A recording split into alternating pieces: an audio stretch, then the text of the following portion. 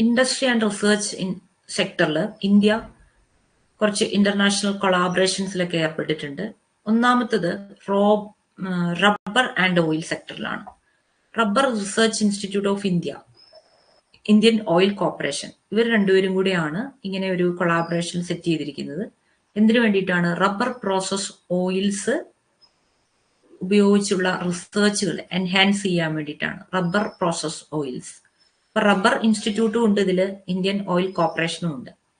അടുത്തത് നമ്മളിപ്പോൾ പഠിക്കുമ്പോൾ ഏറ്റവും തേഴ്സ്റ്റ് ഉള്ള ഒരു മേഖലയായിട്ടുള്ള AI-യും ക്വാണ്ടം കമ്പ്യൂട്ടിങ്ങുമാണ്. ഇന്റർനാഷണൽ ഇയർ ആണ് 2025, international year of quantum computing കൂടിയാണ്. ആ ഒരു സാഹചര്യത്തിൽ നമുക്ക് ഈ ഒരു കാര്യം വ്യക്തമായിട്ട് പഠിക്കണം.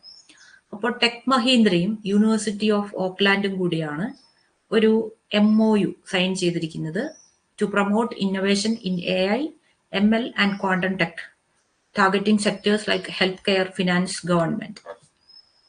അപ്പോൾ ഹെൽത്ത് കെയർ സെക്ടറിലും ഫിനാൻസ് സെക്ടറിലും ഗവൺമെന്റ് സെക്ടറിലും ഒക്കെ കൂടുതൽ നന്നായിട്ട് അഡ്മിനിസ്ട്രേഷൻ ആക്ടിവിറ്റീസ് നടത്താൻ വേണ്ടി AI-യിലും മെഷീൻ ലേണിംഗിലും ക്വാണ്ടം ടെക്നോളജിയിലും കൂടുതൽ റിസർച്ചസ് നടത്താൻ നമ്മുടെ ടെക് മഹീന്ദ്രയും യൂണിവേഴ്സിറ്റി ഓഫ് ഓക്ലൻഡും കൂടി ഒരു മെമ്മറാണ്ടം ഓഫ് അണ്ടർസ്റ്റാൻഡിംഗിൽ ഏർപ്പെട്ടിട്ടുണ്ട്. ഇനി